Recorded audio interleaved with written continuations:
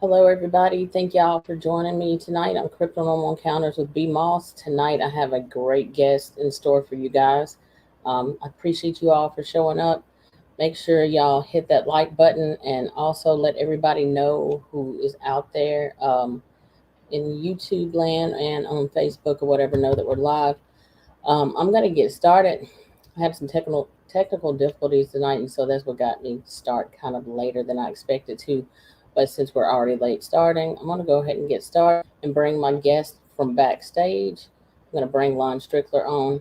Hey Tyler, Mickey G, thank you for showing up tonight. All of the moderators, thank you, Maddie, Sheila for showing up. Lala Bright, thank you for showing up tonight. I'm going to go ahead and add Lon Strickler on tonight because this is going to be a great show and I'm really looking forward to that. So let's get started.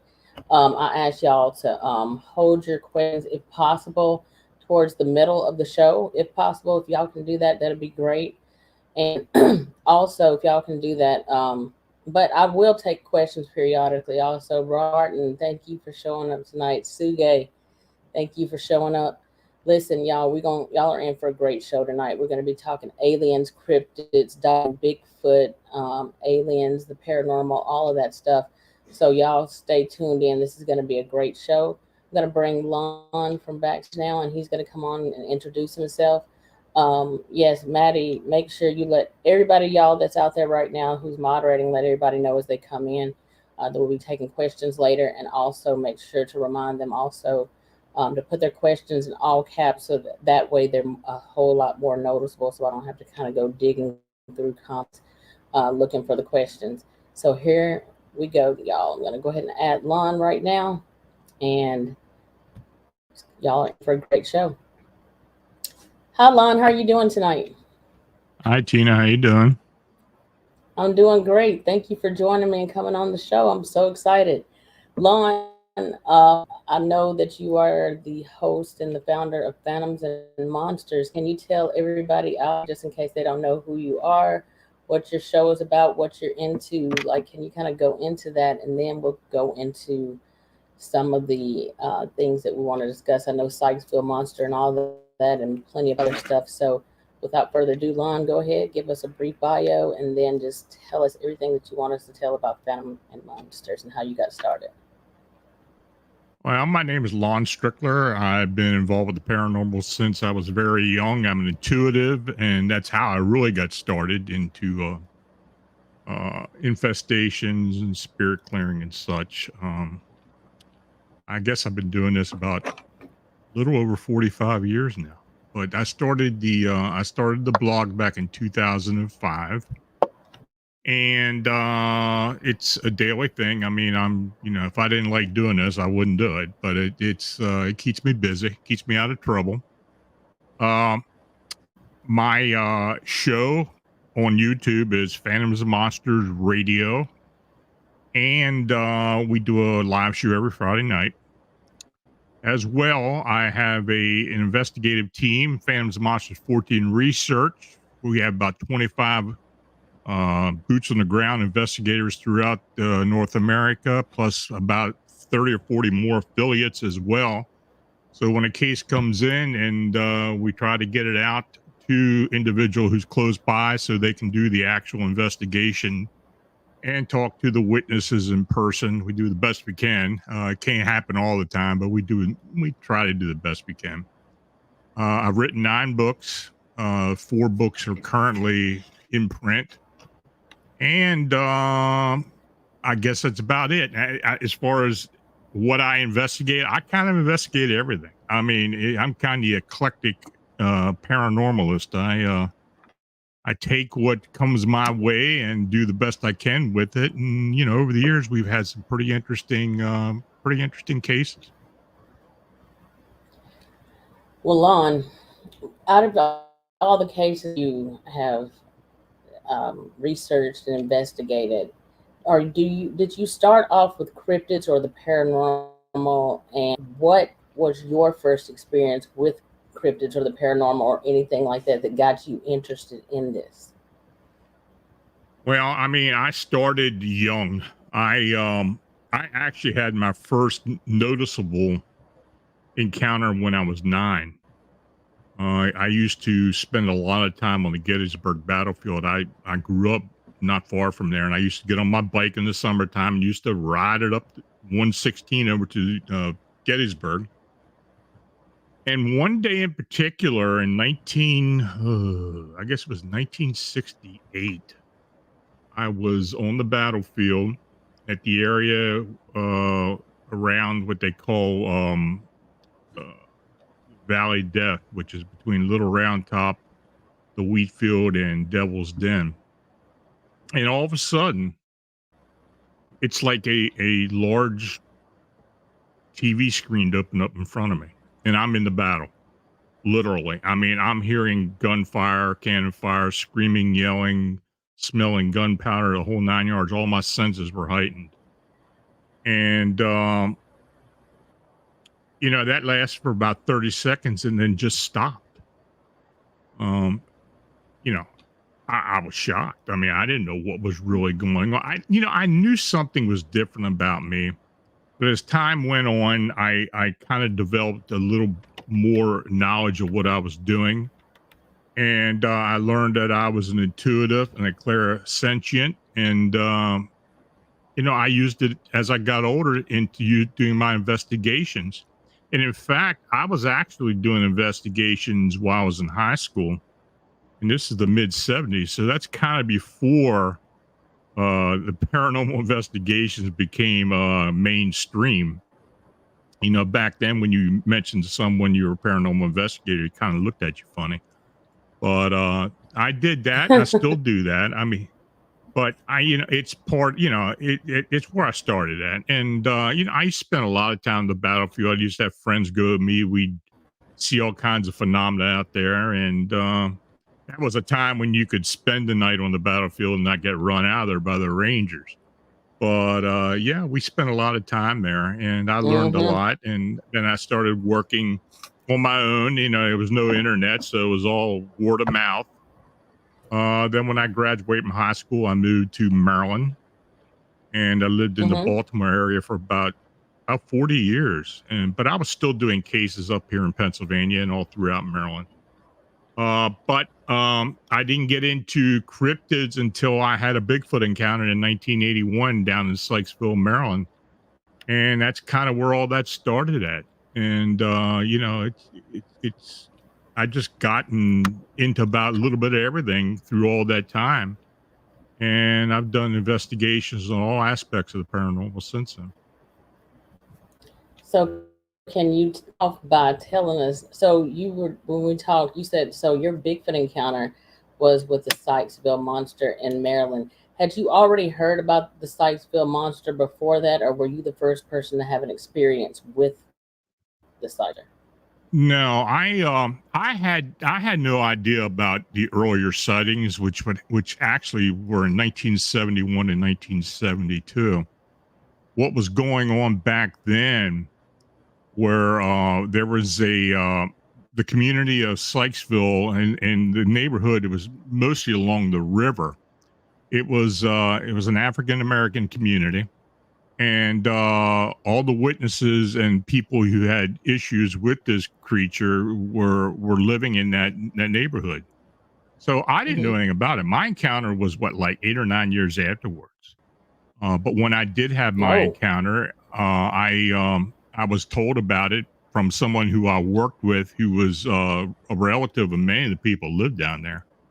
And I had. I had access to a lot of the original witnesses and a few more.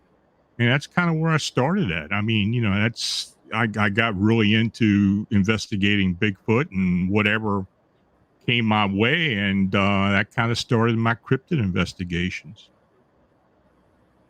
Well, can you tell us about your experience with your encounter with the monster? Okay. Well, I was fly fishing. I used to do a lot of fly fishing back then. I was on the South Branch of the Patapsco River, which is about a mile downstream from Sykesville. And I was in the river. I had my hip waders and everything on. I was in the river just, casting away. And I did notice, and look, that river at that point is not large. I've been there many times previous to that, and it's just it's just a small branch. But anyway, I noticed there was a dog across on the north shore, and I didn't really pay him any mind. I'm there fishing, but then I hear the dog yelp, and when I looked up, I saw this large brown-colored, hairy creature standing up in the weeds, and I was shocked. I didn't know what I was looking at. Look, I had heard of Bigfoot, but I didn't really put two and two together at the time. So as I watched this thing, it moved to my left and walked out of the weeds and onto the riverbank. I was about 40 or 50 foot from it. I mean, we were very close. And we kind of locked eyes on each other, and we looked at each other for about 10 seconds. Now, this creature was about 8 foot, I'd say. Definitely male. See the genitalia on it. It had like a conical head. Dark brown, some matted hair, but it was making a kind of a clicking sound, like it was gnashing its teeth. I guess that was a response to seeing me. But anyway, as I watched it, it continued doing that clicking sound. I did get a kind of a whiff of like a fox urine odor, but it was nothing overpowering. But after about 10 seconds or so, this thing just turned and swiftly walked up into the woods. So of course, I'm and one aspect of this creature, which kind of surprised me after I started figuring that it was probably a Bigfoot, was that it looked more human than it did ape. It had the the faces. Look, if I had a gun, I wouldn't have shot at it because it just looked too human to me. So, when it walked up into the woods, I got out of the river, got in my car, and drove back to Sykesville, which was only about a 3-minute drive. Got to the nearest phone and called the police to let them know what I had seen. The dispatcher, I don't know what her reaction was, but she told me, she said, well, I tell you, go back and we'll send an officer over there and you can meet him. Well, I'm thinking to myself, I don't want to go back there. I don't know if this thing is still there or not. But I did. I got in the car, drove back. I was back there 3 minutes. And by the time I got there, there was a Maryland State police officer already there with the wooden barrier across the road. And the road isn't that wide, but it was one of those old wooden barriers they used to have. And I pulled up there, and the cop told me, he said, you got to leave. I said, well, and I made the report of seeing this thing, and, Sykesville told me to come back and meet, an officer. He said, I don't care. You got to go. So, okay. So I backed up and got out of there, went back home because I was living in Sykesville. So I went back home. So I waited a while. About an hour later, I said, well, I'm going back down there to see what's going on. So I did, got in my car, drove back down there, and there were cars all up and down the road. So I parked the best place I could and got out and walked up to the barrier. Now, by this time, there was a Howard County police officer there.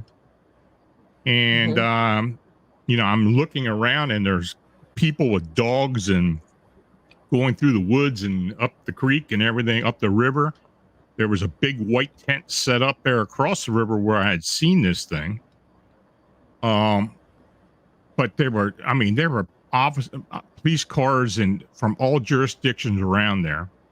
There were 2 black Wagoneers, which I knew at that time were the feds because that's what they were driving back then.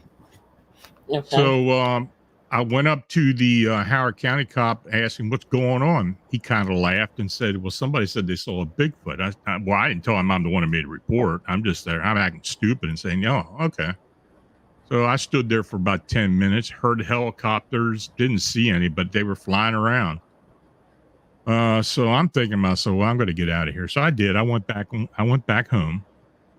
And when I did get home, I started calling the 3 network TV stations in Baltimore at that time.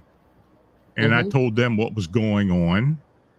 And they all three told me, well, we'll get back to you. We'll find out what's going on. We'll get back to you to get an interview. I said, okay, great. Well, 5 days later, nobody called me. So I called one of the stations, WMAR, and I talked to the news editor. And he told me right off, I can't talk to you, and hung the phone up on me. So I'm thinking, well, something's going on. I mean, I didn't know what it was. And quite frankly, after all these years, I still don't know why all the authorities were there. Now, I have talked to a couple of the police officers who were there, local police officers, and they verified everything. And, they told me that they were searching for, and they were kind of saying it was a creature, but they weren't really saying Bigfoot. I don't know what they were trying to say. Now, for people who know the Baltimore, Washington area, there are federal facilities around there all over the place that you don't even know what they're there. I mean, they're buildings, unmarked buildings as such. I don't know if there was something downstream from there or upstream from there that was this thing maybe escaped from or whatever. I did find out that a woman in Marysville, which was about 3 miles downstream, had an encounter with this thing about 3 hours previous to mine. So I know that's where the original sighting came from. And so they were looking for it. There's no doubt they were looking for it. I don't know if they ever got it. The fact that they sent that tent up down there was kind of suspicious to me. So anyway, it is an area, and still is an area, where they do occasionally have Bigfoot sightings. I had a report about 3 years ago near there. And, I didn't make my report to the BFRO until 1995, because the BFRO didn't start till then. I talked to a local investigator and put the report in. But since that time, there have been 4 other Class A sightings along that river, in that part, in that South Branch. So there are still sightings going on there. And we've had, I talked to somebody not long ago who had a cryptid canine sighting in the same area. So there's a lot going on down there. And, and I have been investigating both phenomena as well. We've been working on some sightings of these dueos or upright canines in Maryland more recently. We've had 3 good sightings in the past 2 years. So, so that's my Bigfoot encounter. And, it's been over 40 years, but, I'm still collecting information on it, whatever comes up. And well, I wanted to ask you a question about that, Lon. We're saying like that there's been Dogman encounters there as well. I have a couple of questions actually before I go into the Dogman. Like, what I'd like to know is, like, with the Sykesville monster or Bigfoot sightings in that area of Maryland, was there a lot of reports or anything like that of animals coming up missing or anything like that? A lot of footprint sightings. And then after you answer that, I have a question about the next question I have. Actually, before I ask you that question, let me ask you this one first. When you got there, there was already a police officer there that already had like a the wooden block up across the road. But I was going to ask, do you think that there's a certain protocol that law enforcement has when they get reports like this? Do you think that there's a certain protocol that they have? Do you think that there's certain codes that they use? Or do you think that there's certain people that they have to call in when a report like this is made? I don't really know. From what I could see and from what I understood from the other local police officers who I did eventually get in contact with, when the feds got there, they're the ones who took over everything. So I know there was another incident downriver from there years after that, where a set of bones was found. And from the people I talked to, they were large bones. They looked human, but they were large. I mean, they were, of a huge creature. And there were some hair and skin and such that were found.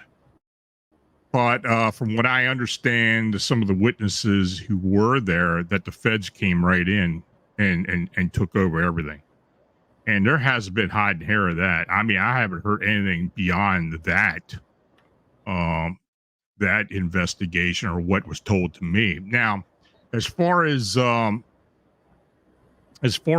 them having codes or how they conduct these investigations, I really don't know. Any information you get about anything like this is kind of happenstance, So, but as far as go ahead. Well, no, finish what you were going to say. I'm sorry. Go ahead. Well, I was going to, you mentioned if they did find evidence of this creature back in the early sightings, and they did. What this Sykesville monster, this Bigfoot, was doing, it was literally breaking into homes and breaking into garages and such. A lot of people down there were keeping chicken pens and had dogs in cages and stuff, and they were breaking into those. They did take some chickens and they took some food and stuff.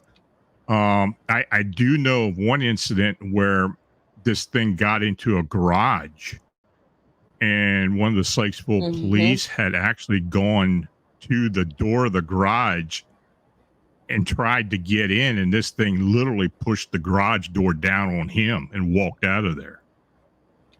Oh wow! But they did find some footprints, and there were some investigators who were there, and they did take they did take cast of prints. When we did the Monsters and Mysteries in America episode, I met a couple of the people who had done some of the original investigations. So that's how I knew about all that. But the original media report was actually done by the Baltimore Afro-American newspaper. They're the ones that did the original investigation. And then, all the other media outlets picked up on that. So they got the scoop on it. So I remember that because from what I heard, Lon, it actually, if this is the same thing, the newspaper article you were talking about was seen by several eyewitnesses walking through a neighborhood there in the African American community. Several people saw it, and I don't know if this is daytime or what. What can you tell us about that article? It was day and night. This thing was being sighted all times of day. I mean, it was several sightings. From what I understood, there were 11 original witnesses, and I actually found 18 when I started looking into it. So there were other people, even down upriver and downriver, who had encounters as well. So I think I had about 18 witnesses altogether that I took testimony from. But I did happen to talk to one of the gentlemen who was a part of the original investigation. Well, the original article, who was part of that when the Baltimore Afro-American was doing the actual reporting. He was working for another newspaper by that time. He was with the News American, which was another newspaper in Baltimore at the time. So, I got some extensive investigations in on that, but quite frankly, we still don't know what it was. I mean, I'm sure it was a Bigfoot, and I don't even know if the thing I saw was even part of that original sighting. Back then it was the area wasn't built up like it is now. There's a lot of residential areas in there now. And I do believe there were some possible groups of these creatures in and around that's Liberty Reservoir, and then down below the dam into Patapsco River, down into the Patapsco River State Park. So I don't know how many are down there now, but we do occasionally get a sighting. So there's something going on there. What do you think is going on with all the cover-ups when it comes to cryptids, Dogman and Bigfoot encounters and stuff like that? Why all the secrecy? What do you think that they have to lose, or why are they covering it up? And do you think that the cover-ups are at a state, national park level, government level, how deep do you think the rabbit hole goes when it comes to the cover-ups as far as these creatures are concerned? Well, I believe it does go into the federal government level. I have had interviews with several people who were involved with some possible uh, involvement with Bigfoot at Edgewood Arsenal and at the proving grounds there as well up in oh god what is it? Anyway, it's up in Hartford County or Hartford County, Maryland. But you know it's all anecdotal evidence. There's no physical evidence as far as what was going on, but apparently there was some type of program going on up there. Now, as far as down south where I was, I don't know. I mean, I don't know what was there or what they were doing, but I do believe there was a cover up, and I do believe that the government was involved with, and as I do believe they're involved with now. Look, I've had enough run-ins with the feds over the years as part of my investigations to know that there's something going on. I've been approached 3 times now about 3 different cases that they tried to get me to back off on, which, and I will say, and I'm not, I'm not going to say I stuck with it. When they ask you to back off, you back off, and I did. Absolutely. Then these cases didn't involve cryptids. There were some other possible government involvement with other phenomena, but I have had encounters with these people, and so they are involved with the paranormal and a lot of other things. All right, Lon, I wanted to know, like, also, like, with that being said, do you think, like, since they come in and they take over this, Mm-hmm. and we hear a lot of the missing 411 in the state and in the national parks and stuff like that, do you think that when they go in and take these jobs, that they, even though a lot of people go in not believing in Bigfoot or Dogman, do you think that they have to basically sign non-disclosure agreements? I've heard a lot of that. And do you believe that they let them know in case there is a report of some creature like this, then do not make this go public, call this number? Do you think that they have agencies just for this? Well, Nobody ever knows who I they know are. I know for a fact, and a couple of people who I've investigated, especially the upright canine phenomena here in Pennsylvania and Dogman phenomena, that many of the state workers or people working for the natural resources, they know what's going on. They do know what's going on, and in confidence, they will talk to you about it. We have worked. I have worked, and when Butch was alive, my partner and I, we did have access to 4 different reports from 4 different people who worked for the natural resources here in Pennsylvania, or the Game Mm-hmm. Commission, and they will tell you.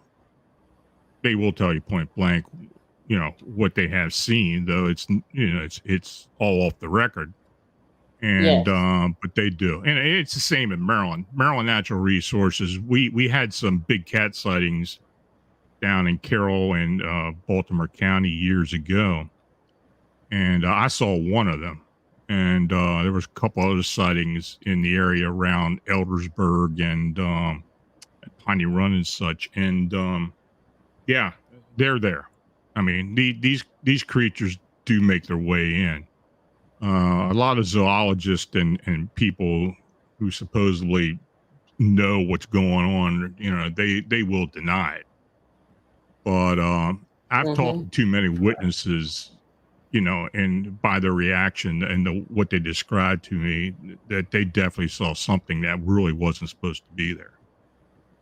You've gone out and you said that you've gone out on investigations where people are called in to tell you about different things on their property. When you go in to do research, do you take a team of other researchers with you? And also, once you go into that, what do you have the safety measures for yourself and your team when you go out there? I've got a bunch of questions for you.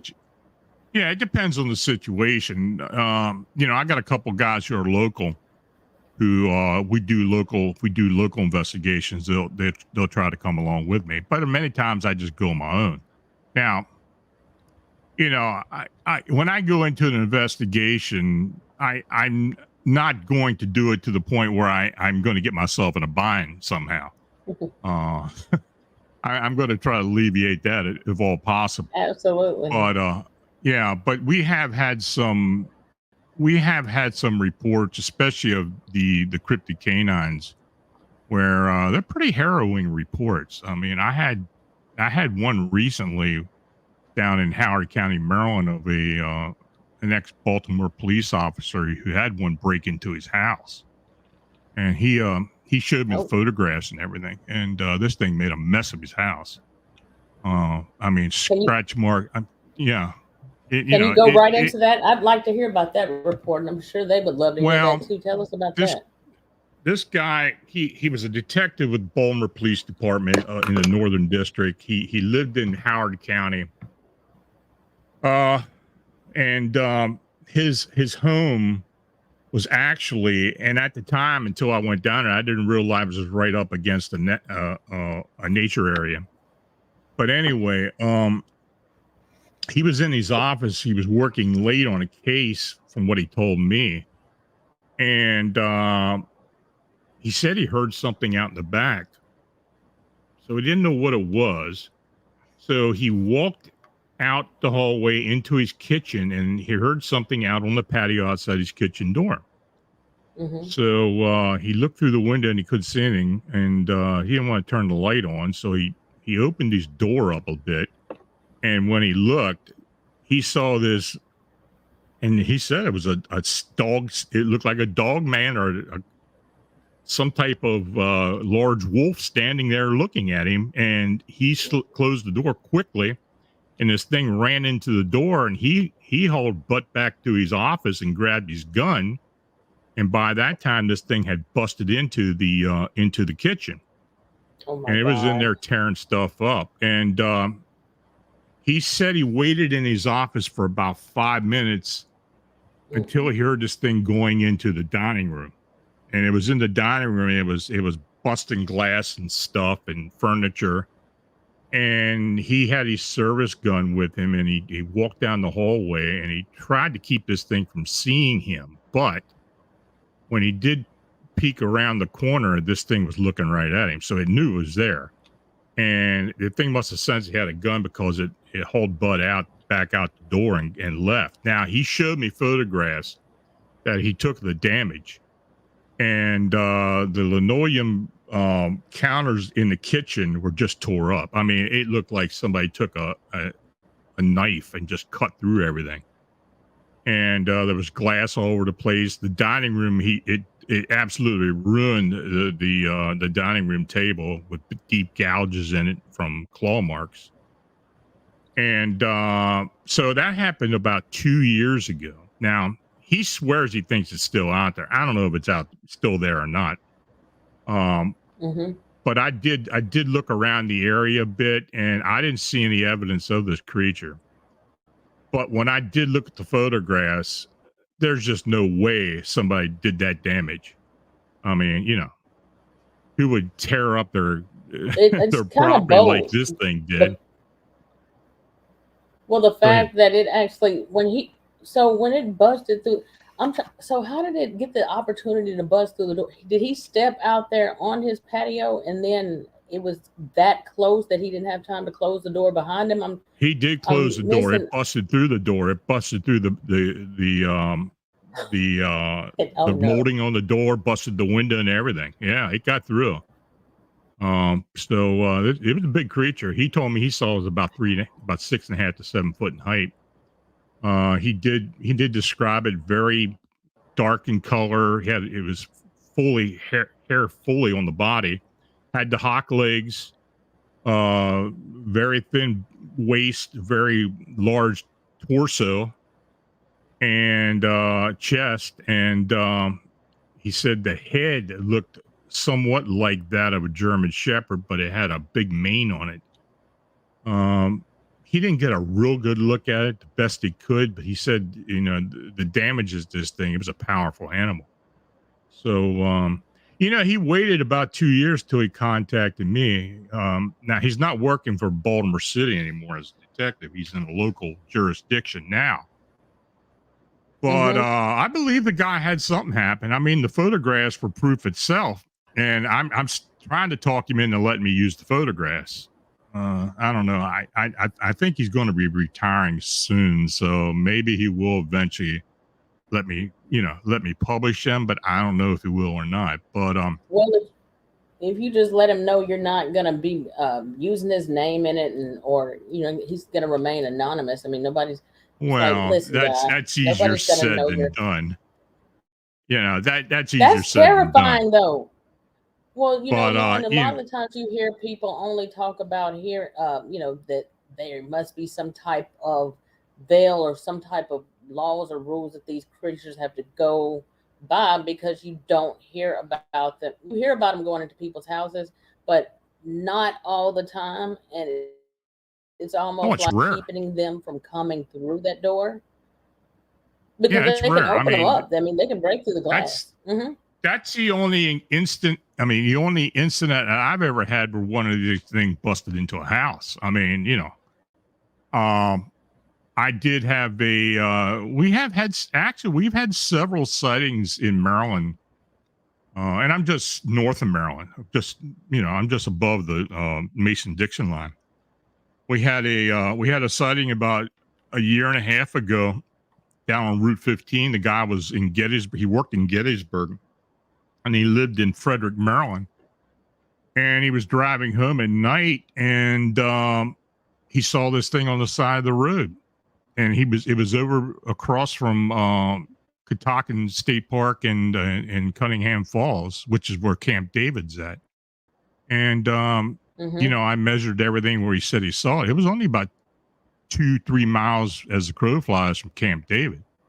So I mean that was a pretty harrowing sighting as well. And also more recently we had a sighting on just south of Hagerstown, between Hagerstown and Antietam battlefield, actually right near the the Hagerstown Correctional Facility, where this husband and wife they saw one too on the left side of the road.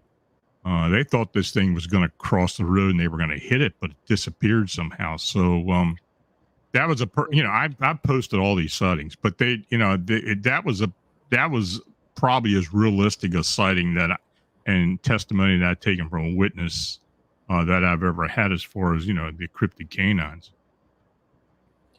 Lon, as far as the cryptid canines are concerned, out of the investigations and stories and reports that you've collected over the years, as far as they're concerned, do you feel like that the cryptid canine encounters or stories have turned out to be more vicious or more terrifying, more sinister than the Bigfoot sightings and encounters? Well, I think these things have a propensity to be dangerous. Many times when there's an encounter, and most of the times the encounters are by hunters, these creatures very rarely will bluff charge or even make some type of advance. I think they have an ability, just much like what people talk about with Bigfoot, some type of extrasensory ability to kind of warn people to back off. That kind of is what, it sounds like when I talk to these witnesses. And many times if they do have a weapon, they'll just lower the weapon and back away as quickly and as smoothly as they possibly can. But most of the sightings we've had in Pennsylvania are either by hunters or people who work for the Game Commission. And but they can be pretty harrowing. Very rarely, though, they get aggressive. If they do, the only aggression that I've really heard about, other than what happened with the police officer and then getting busted in his house, was one that is this guy worked for the game commission in Pennsylvania, and they had been at Rothrock State Park, which is up in Center County, and there were three couples there, and he was there. Actually, they were walking on a new trail that had just been put in there, and it was he and his wife and two other couples, and it was a summer day. It was middle of the day, and they were walking through there, heading back to the parking lot, and his wife looked back after they had gone through an area, and she saw this huge upright canine walk out of the weeds, and she screamed, and when she screamed, this thing kind of charged a couple steps, but then it stopped. Now, he was armed. He had a pistol with him, and he said he did draw it, but the thing ran back into the weeds, and they hurriedly got to the parking lot. And when they got to the parking lot, this thing was standing on the other side of it already. So they had circled around. So, we've had several reports like that where, hunters will see them, or people who have been in one of the state parks or the game lands will see these things. So, personally, though, I don't think these creatures, for the most part, are indigenous creatures. I think they're some type of interdimensional being. I really do. It's just, the sightings are so fleeting.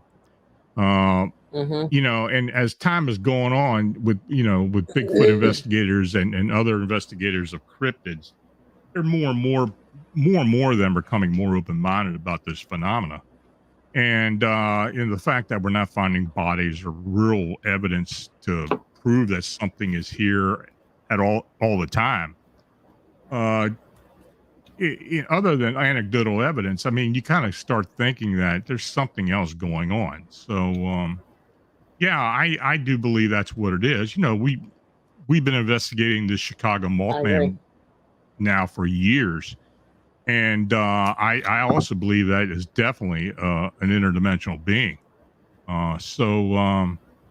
Yeah, I think the cryptid. Look, I do believe there are Bigfoot that are indigenous. I really do. In certain parts, Pacific Northwest, down Florida, around the Gulf Coast, in certain areas. I think there are family groups or solitary creatures that, that do inhabit this earth plane. But I'll be quite frank, I think for the most part that these creatures are some type of supernatural being. I do too. Now, Lon, I agree with you 100% on that. Now, you've said that you feel like they're interdimensional.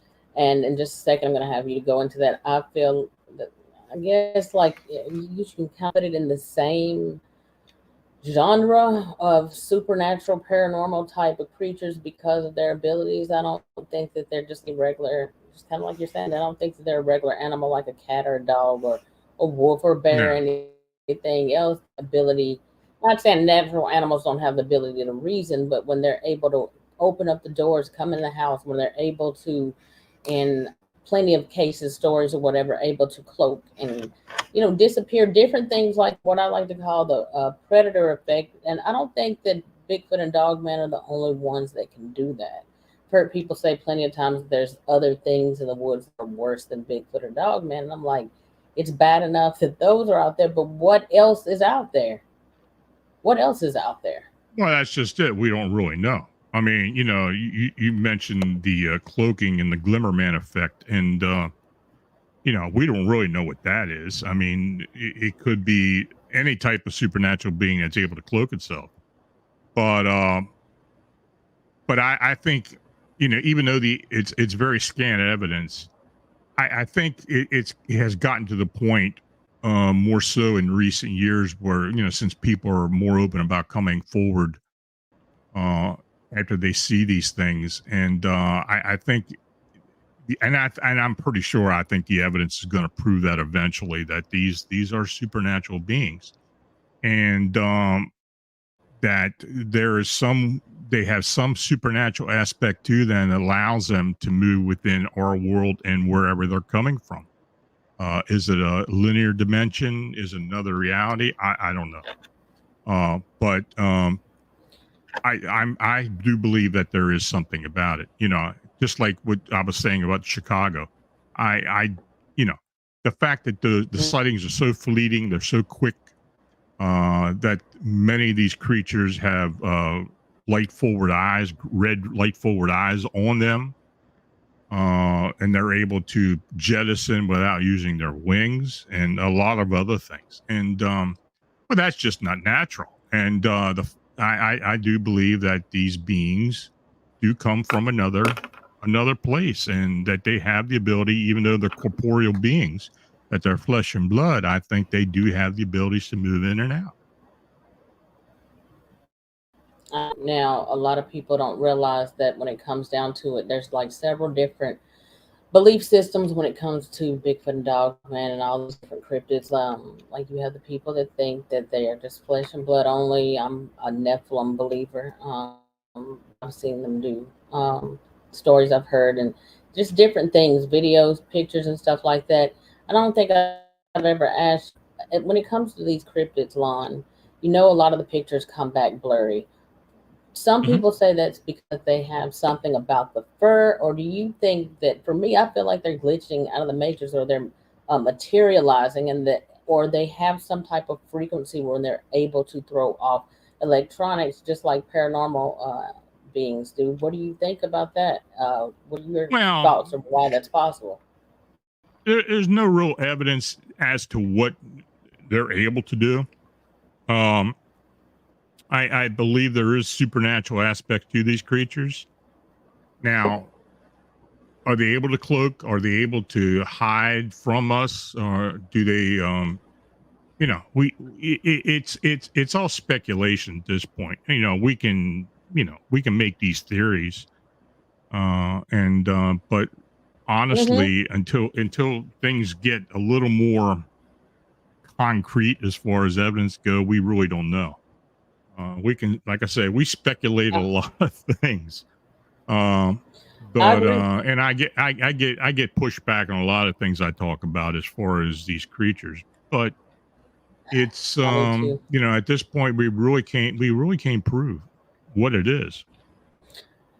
We can't prove anything. All we can do is like go by like the evidence. Well, some evidence, and kind of try to put common denominators together to try to figure it out. At the end of the day, like, we don't have all the answers. Sometimes I wonder, is that the people who come in to confiscate the bodies when somebody's killed one, or when he killed a person, and then there's the cover up and stories. Now, for the time, and I don't think that they come in all the time and kill each one of them. If they're able to apprehend them alive, I think that there's times when they actually take them back to some underground facility. I think we always say, well, if you bring in a body, I'm not going to say it will never happen, but I think bodies have already been brought in. I think that they do have bodies at these facilities. I think that the government know about them because they cover it up.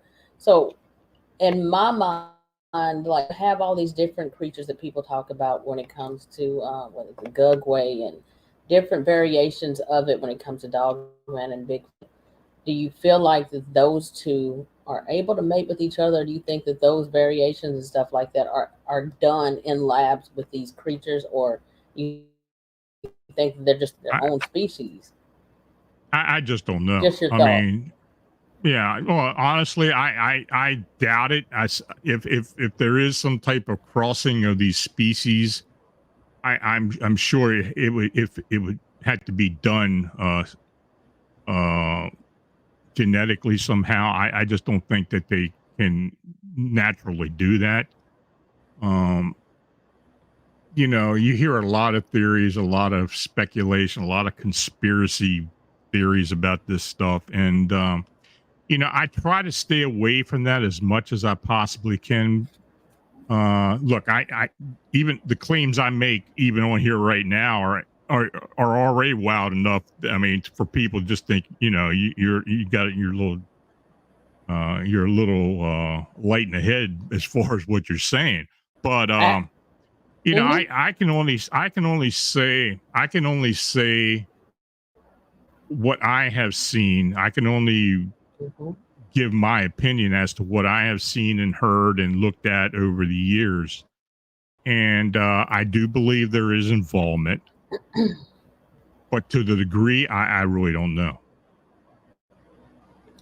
Now, Lon, and I'll go into this in here in just a second.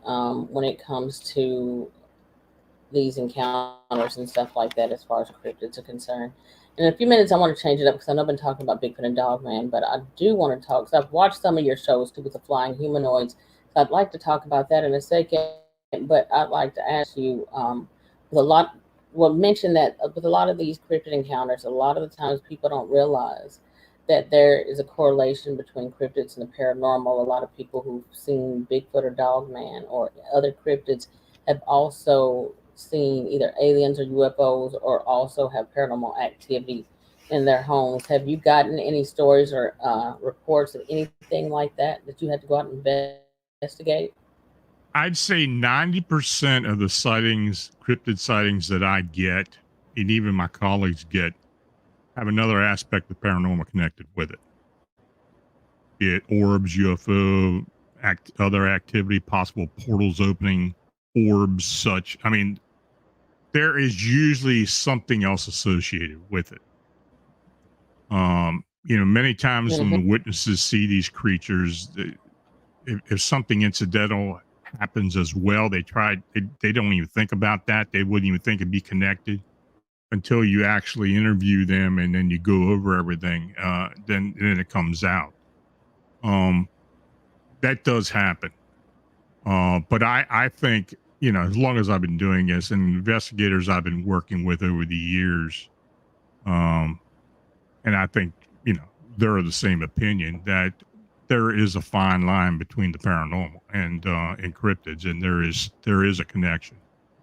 And you know, it really, if any sighting or encounter that would not have something else associated with it would make it suspect to me. Um, Mm-hmm. there are just too many. There's just too many examples of other activity going on in relation to that you know, to the original sighting that I at this point I had to say that it's definitely connected somehow.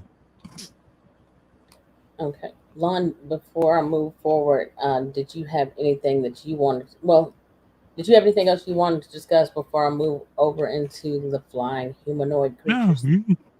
I'm here to answer your questions, so anything you want to Okay. talk about, I'm game. All right, Lon, let's talk flying humanoids. And I don't know too much about them. The only thing I can tell you would be about the Jersey Devil, which I don't know too much about that except for the stories I've heard online, and then the Point Pleasant Mothman. Let's talk about Hmm. Mothman. Lon, can you go into talking about Mothman with us? Well, you know, I had known about the Mothman for a long time. I mean, I had been done a lot of investigations in the Point Pleasant area back in the early '90s. After I had an encounter, and I'll tell you about that a little bit later. Um, I had an encounter with a red-eyed winged humanoid here in Pennsylvania back in 1988. Well, anyway, that's how I got really interested in the Mothman phenomena. Now, I wasn't, you know, people weren't calling them winged humanoids, but as time went on, and you know, these sightings in Chicago became more and more prevalent, we started calling it, instead of calling the Mothman, we were calling it a winged humanoid because of the body Yes. style and, you know, the way it reacted and such. But there are some similarities between what has been happening in Chicago and happened at Point Pleasant, but there are some differences, of course. Um, now, but I will say, and I find this fascinating, and a lot of people who I work with find it fascinating. I had an encounter with something very similar That's what's being seen in Chicago back in 1988. What happened was I was living in Baltimore, and I went to an antique show out at Timonium Fairgrounds, which is north of the city, and they had a Boy Scout jamboree or Boy Scouts something or another going on out there at the same time. Mm-hmm. So I was in Boy Scouts when I was a kid, and so I knew all about the scouting thing. Well, anyway, I walked through there, and I happened to run across the guy who I went to school with up in Pennsylvania, and I hadn't seen him for about a dozen years. Incidentally, the guy, when we were kids, to spend time out in the Gettysburg battlefield together, so he knew about the paranormal stuff and me and all that. Yes. So anyway, so we were sitting there having lunch, and he said, I know you're into the paranormal,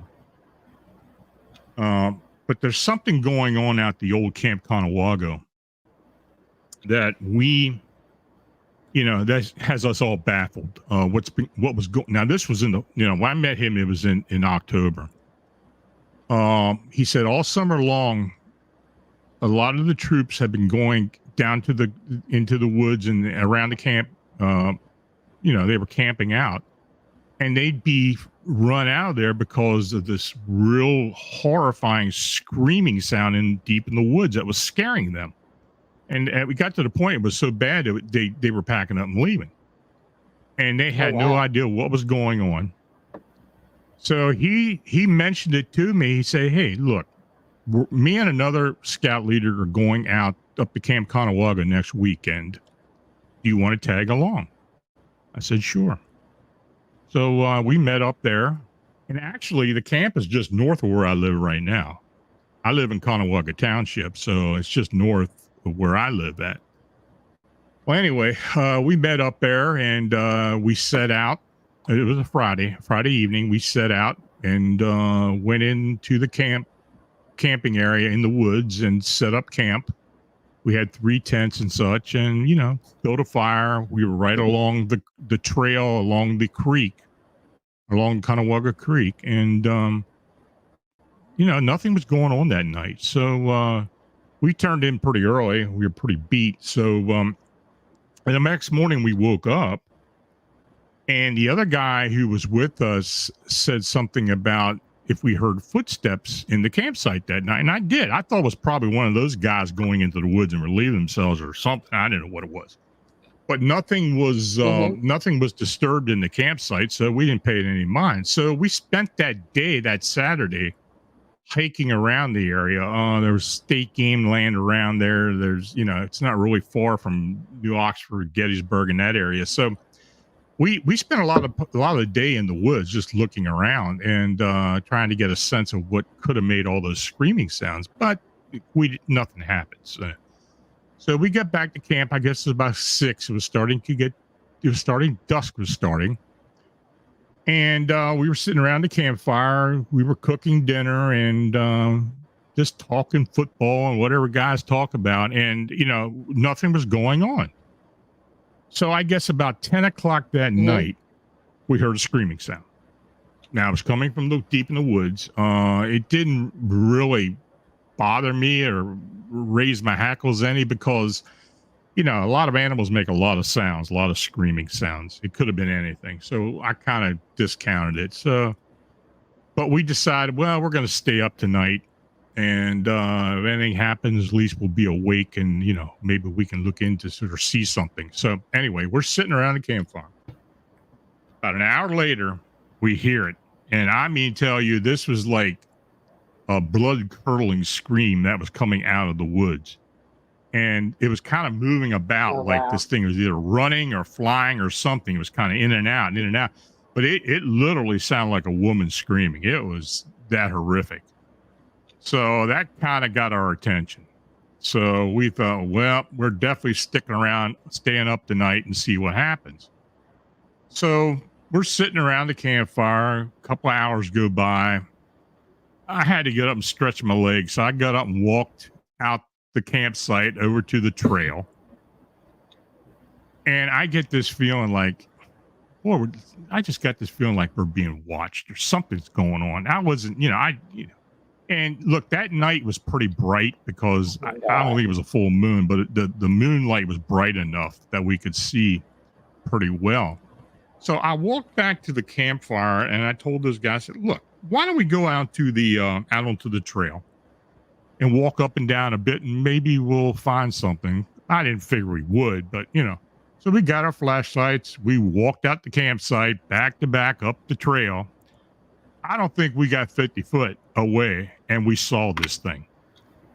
Oh, wow. Standing in the creek to our right were these red eyes. And I mean, they were bright.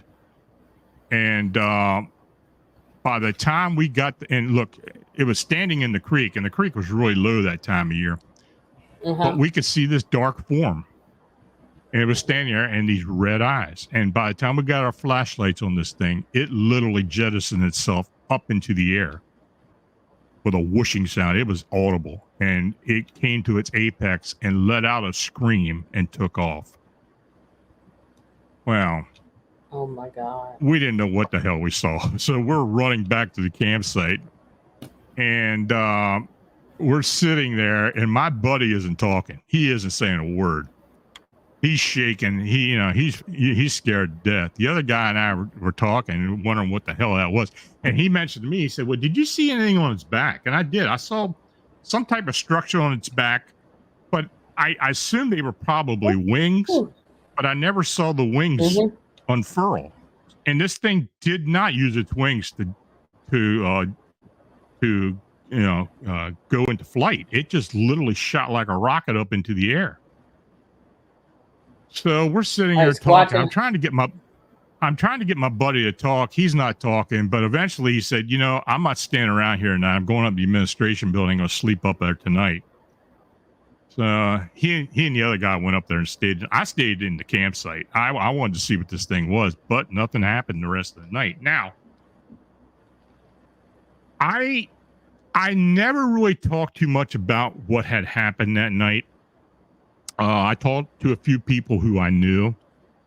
But after I started the blog 20 years later, I did write about my Bigfoot encounter, but I kind of held off writing about this because I thought to myself, well, people are not going to believe what the hell I saw. Anyway, I did write about it, and I did put it in there. And I think a couple of days later, I got an email from a guy who lived near the campsite who said that he'd been hearing that screaming sounds for the last 20 years. He had no idea what it was. I'm thinking, well, okay, maybe this guy is experiencing these things. Well, about a week later, I got another email from a scout leader. He told me that he and his troop had been up to Camp Conewago several weeks before that. And it was a Saturday. It was during the day. The boys were on the trail and they came running back, screaming and yelling and telling him that they saw a dragon. That, and he's thinking, well, they're pulling my leg. These kids are, So he didn't believe them until he read my report. Then he thought, well, maybe these kids did see something. Well, anyway, now the Conewago Creek is fairly long. It's about a 13, 14-mile creek. It runs kind of west from Conewago, Camp Conewago, then turns east and empties into the Susquehanna. So it is fairly long. But we've had ever since that posting, I've had 6 other reports come into me of the similar creature being seen along the Conewago Creek. The last report was about 3 years ago. So subsequently, when we started getting the reports in 2011 of what's been going on in Chicago, and more recently, starting in 2017, where we've been getting a ton of sightings starting that spring, I was shocked, literally shocked, that the sighting reports were very similar to what we experienced at Camp Conewago. Now, you have to think, well, is the reason we're getting these reports, I'm getting these reports, I'm involved with this, have any correlation to what I experienced here in Pennsylvania? I don't know. we have had other winged humanoid sightings in this area. We've documented, other than the ones along Kanawha Creek, we've documented 5 other sightings within Adams and York County here in South Central Pennsylvania. So yeah, there's something going on. I mean, but quite frankly, these Chicago sightings are very peculiar. Simple fact that the majority of the sightings are in an urban area, which is unheard of for cryptid sightings. And it has expanded out to like a 250-mile radius of downtown Chicago. So we're getting sightings up in Wisconsin, Illinois, into Indiana, even across the lake into Michigan.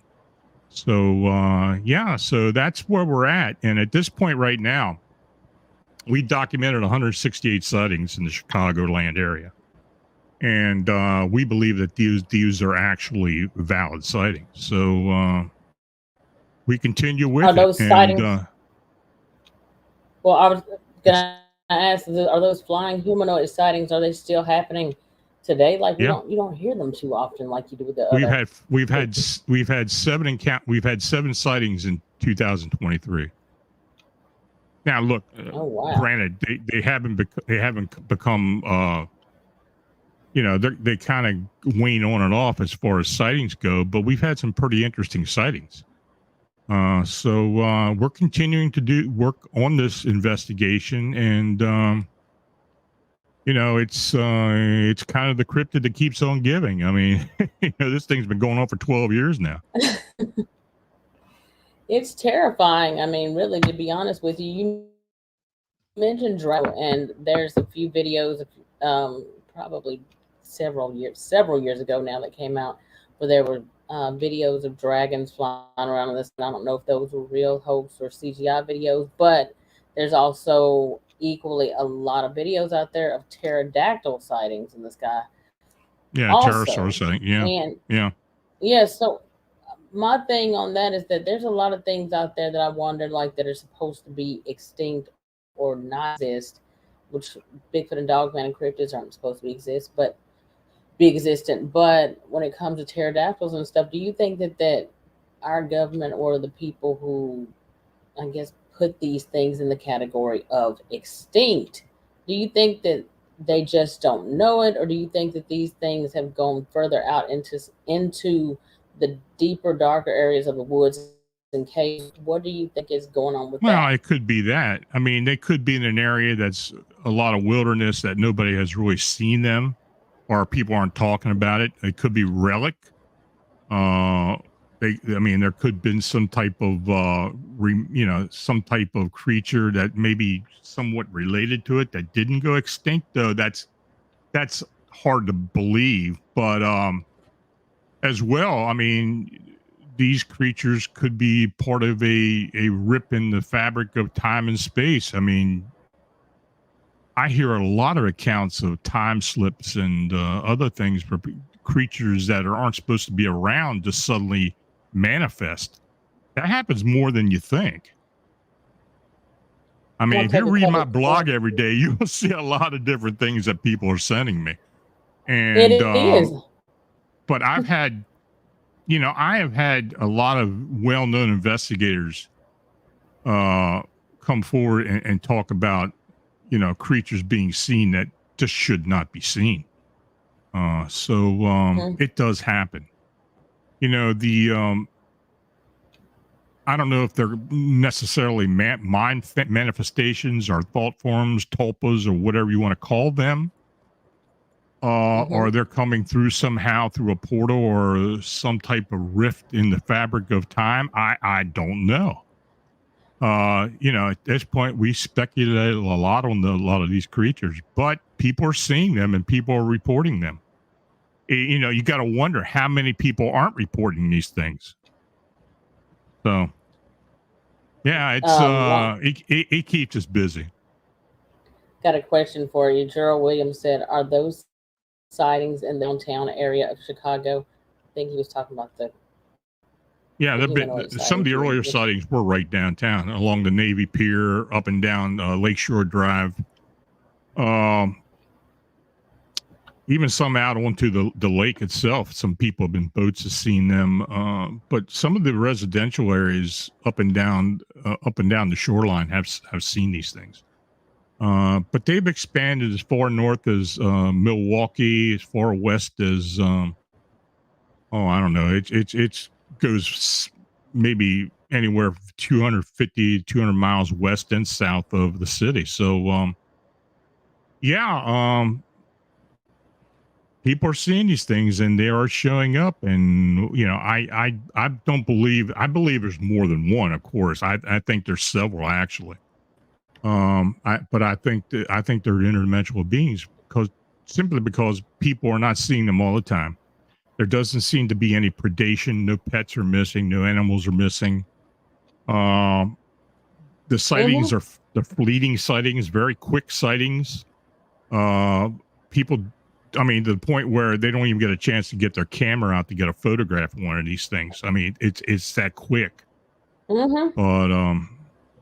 so I agree with you. 63 says, so the winged humanoids, are they what people commonly call gargoyles? Well, some of them have been described as looking like gargoyles. The wing structure on some of them look like what a gargoyle would look like. Most of the sightings, most of the descriptions are like that of a bat wing, anywhere from 10 to 15 foot in total wingspan. These creatures, for the most part, aren't like the mothman, or the Point Pleasant mothman. They're kind of emaciated, dark in color.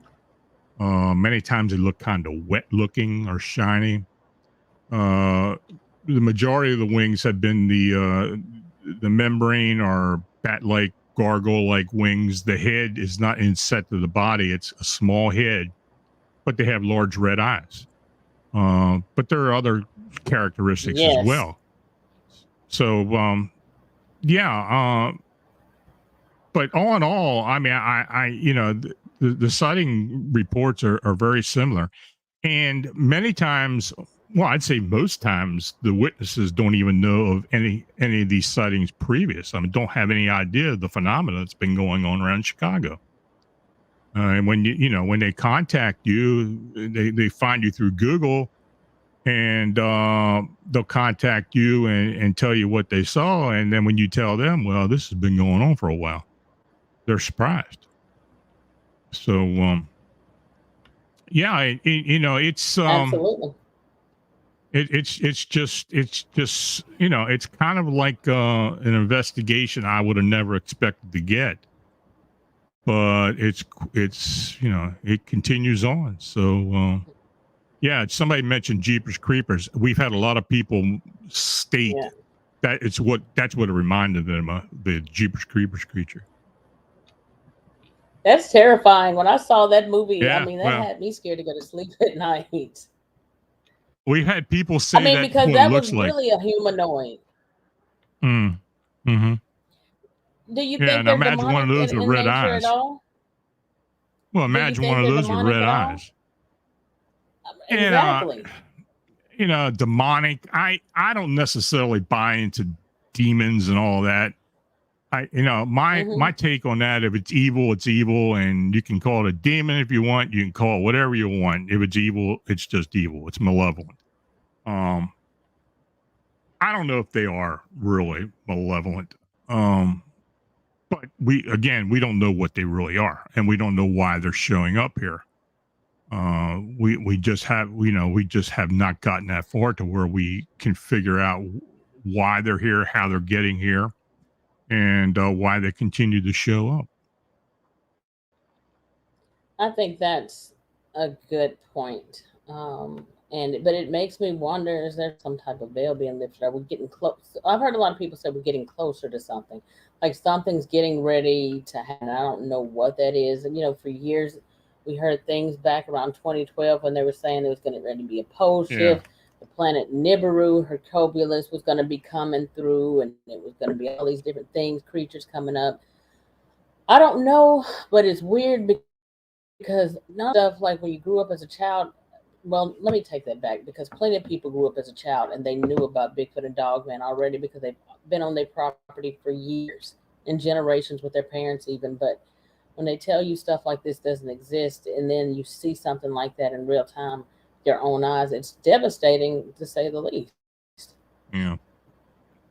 Well, you know, Go all ahead, in all, Lon. people are looking for answers. I mean, they, I've been hearing that this theory for 40 years now. That's, we're kind of at the precipice of something happening, and nothing has, or nothing that we can associate with what's going on as being related to it. But I don't know. Who knows what's going to happen? It's interesting. And when all this started in Chicago, I started calling it the Chicago Phantom. I had nothing. I knew it had nothing to do with the Mothman or whatever. But of course, the Chicago media and press, they had to put a name to it to sell papers or to get people for advertising, and they called it the Mothman because of course, the whole Mothman legend, the Harbinger, and all that thing. Well, I went along with the Mothman moniker basically because I didn't want to confuse people. I didn't want people getting mixed up of what was really going on. So, there are some aspects to what happened at Point Pleasant that are somewhat similar to what's going on in Chicago. But look, Chicago and Point Pleasant aren't the only places where these things are being seen. I mean, yes, it's a worldwide phenomenon. I mean, I've had reports worldwide of these creatures. And nobody, we just cannot figure out where they're coming from or why they're here. And, but we will, we're going to keep going at it until we get answers. Y'all get y'all's questions in the live chat. Make sure you put your questions in all caps for Lon. We're going to take some questions, probably go live to 1:30. And I'll probably get Lon. I am going to get Lon back because I have more things that I want to discuss with him. It's deep to get into talking about these topics. But real quick, Lon wants to know. So Suge says, what do you think about the UAPs being entities, not crafts? I think there are bioform UAPs. In other words, that they may be living plasma or something other than nuts and bolts craft. I have seen several videos of these craft changing shape and such. So I believe it's a possibility. There's another phenomena that I've been looking into now for almost 15 years, which are the flying manta ray beings, and I believe those are bioform craft. They look like a manta ray, and they come in different sizes and shapes and such. But I believe that they may very well be some type of UAP or UFO that is a living being. I'd like to know more about that. I know we're kind of pressed for time, but I really would like to. I've never heard of that. What can you? Yeah, most people haven't. Reports that have come in about that. What are the stories? What are the stories about that? If you want.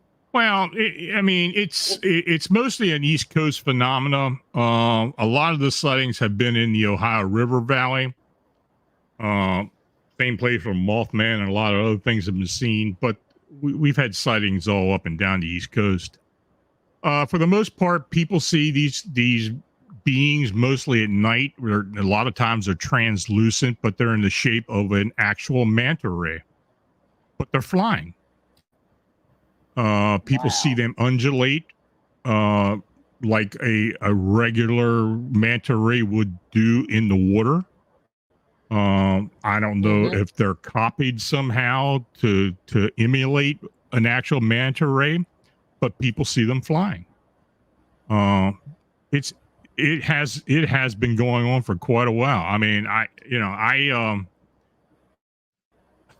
guess my first report came out of West Virginia, actually, along the Ohio River Valley, and and when I started reporting on it and it started getting out there, we started getting more reports. But I think at this point, I probably had a dozen to 15 reports over the years. Wow. Yeah. And I want to bring you back, Lon, to do a show not just on, but I want to do a show with you also on aliens, not just aliens, but I want to talk about aliens, reptilians. I want to talk about the abduction phenomenon, cattle mutilations, and I want to kind of bring that together with somewhat. It's gonna. I don't know. It's kind of hard to tie it together because a lot of times when you have those abductions, and I'm not gonna say mutilation, but the abductions and stuff like that, it's usually so. I'm trying to decide right now whether I want to tie that into sleep paralysis and night terrors. I know that people usually during the abduction experiences, they're usually in a state where they can't move. Realize they can see what's there in the room, but they can't move, and they're able to be transported from their bed through the ceiling and into the craft and somewhere else. Now, what I want to say about aliens, and I'll leave this for another show, but I just wanted to make a comment about it. And you can kind of make a comment too if you want. But I wanted to bring up the when it comes to these creatures, not creatures, but the aliens or whatever you want to call them. I think I used to at one point in time think that they were life forms from other planets, but now I'm of the mindset that they too are interdimensional. I really think that Yeah, they're they are. from this dimension, like on the other side that we can't see. I don't believe they're interstellar You think travelers. so? No, I don't think so. Mm-mm. I think they're interdimensional beings, and I think the aliens that we and look, I wrote a book about this, so I can come back and we can go through the book. I mean, if you want to, because I've had encounters myself. But I believe that that humans are a universal species. In other words, I think that there are variations of humans throughout the universe in some different evolutionary state. I think that a lot of the alien beings that we see that Mm-hmm. are humanoid in nature are time travelers. I think that they may Hmm. have come back to maybe change the timeline in some fashion, but I'll leave it at that for now. I'll come back and I'll tell you about what my whole theory about that is, because, like I said, I wrote a book about it, alien disclosure, experiencers exposed reality, and I've done several abduction cases over the years, and Yeah, we it's definitely got kind to of a do a show hobby of on that. mine anyway. So, but no, I've heard some really wild I'm stories over the years. yeah, But no, actually, that I'm book is an excited. audiobook, or that book's an audiobook. So yeah, maybe you want to get it and listen to it or read it before we do that, because and then we can pick things I out of it will. that you want to talk about. Yeah. Absolutely. Yeah, And Lon, I'm not gonna hold that's you an all. entirely different thing. I told you I'm an eclectic paranormalist. I mean, it's just like, if anything, I get into, something grabs my attention and then I go all hog wild with it, and and that's what I'm working on. And, that's what happens with me. So, I'm the same way. There's yeah, so many different things that I want to discuss and talk about, but then I don't talk about it because at times I'm afraid to talk about something because I'm in my home, and so it's like, don't talk about it. You're going to conjure it up. You're going yeah. to make it happen tonight. Stop. Well, And I've experienced that, and I don't like it. I've gotten beyond that point now. Uh, Hmm. it used to bother me when I'd experience something and then I'd try to hold it in. I just don't do that anymore. If it comes to my head, I think about it. I think I have an explanation for it.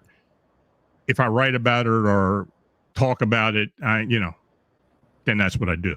But yeah, we'll get into that one day.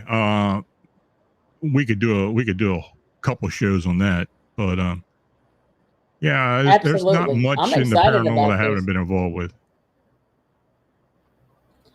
Lon, Oh, before yeah, I we guess. end, because I'm gonna reach out to you, but Mickey, no, Jason Broussard was asking.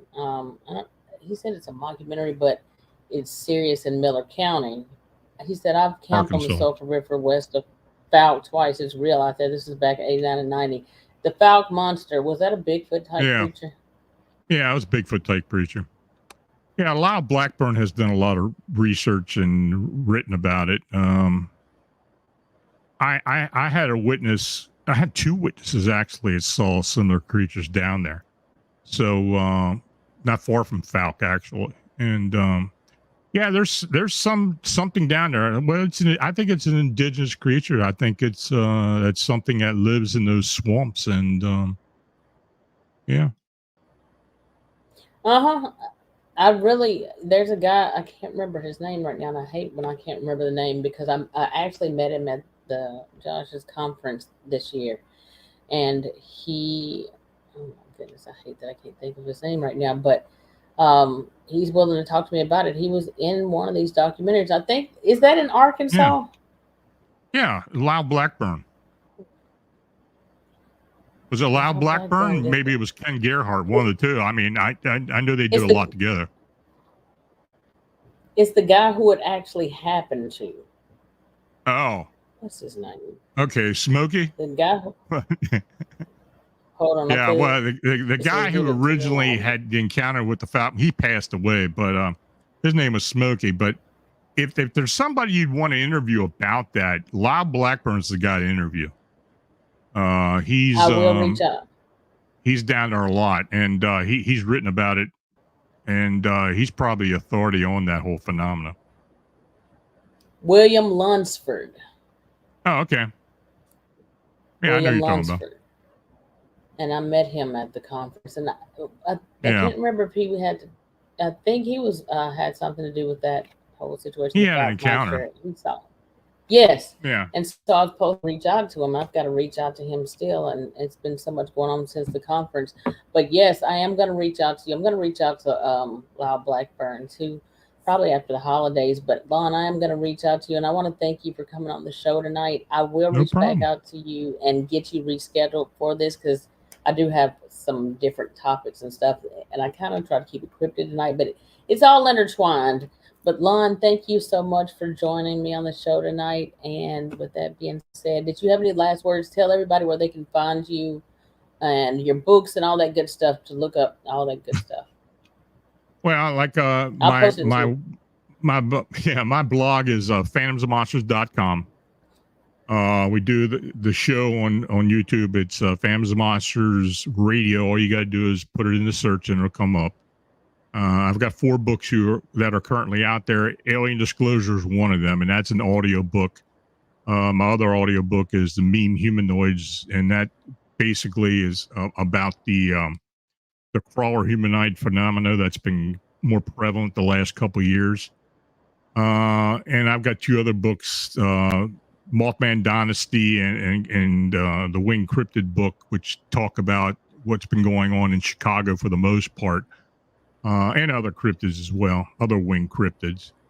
And me and another gentleman are in the process of doing a book. I don't know when we're going to do it, but we're working on it about the Glimmer Man and the predator like glassine phenomena that people are seeing. And Yes. look, we've had a lot of people seeing these things, so we're going to try to tackle that and get a book together for it. You should. I'd like to talk to you about that too. I'm gonna reach out or whenever you have some more free time. I'll just message you on Messenger, and then we'll go from there and set something else up because I've got plenty of things to talk about. Well, Lon, thank you for joining us tonight, and I will have you back again. And with that being said, have a good night, Lon, and I will talk to you shortly. Too. Happy holidays. All right, thanks. Happy holidays to you. Have a good night. Mm-hmm.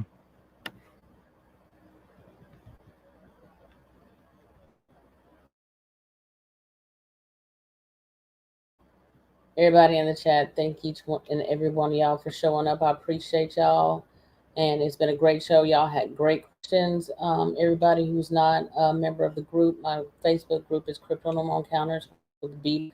If you're not subscribed to the channel, make sure to subscribe. If you came into the show late, you didn't like, please hit that like button for me. I've got some. Hey, Steve Wolf, that's okay. Like out here, you just go back and watch the play. Yeah, watch the replay, and then other than that, y'all, I'm probably not going to be doing more shows until after the holidays are over with. But if y'all have show ideas or whatever, put them, make a post in the group about it, or you can leave a comment in the chat or on any of the other videos that I have. But guys, thank y'all so much. I appreciate each and every one of you. Y'all have a good night.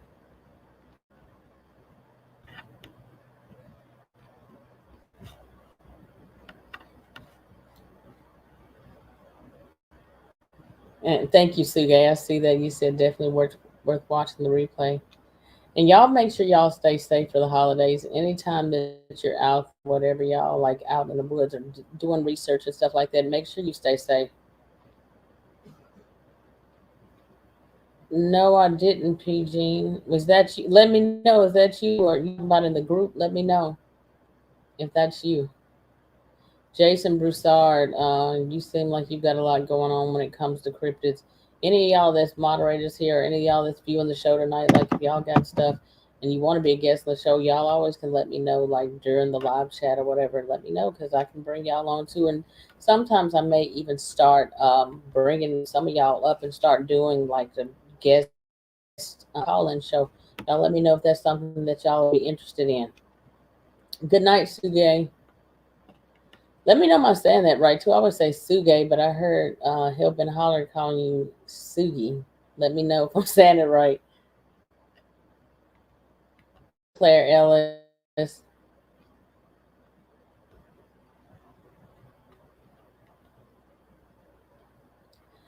All right, y'all. Thank you, Joanne. I didn't even know you were out there tonight. All right, y'all. Love you guys. Thank y'all for being here with me. Y'all have a good night.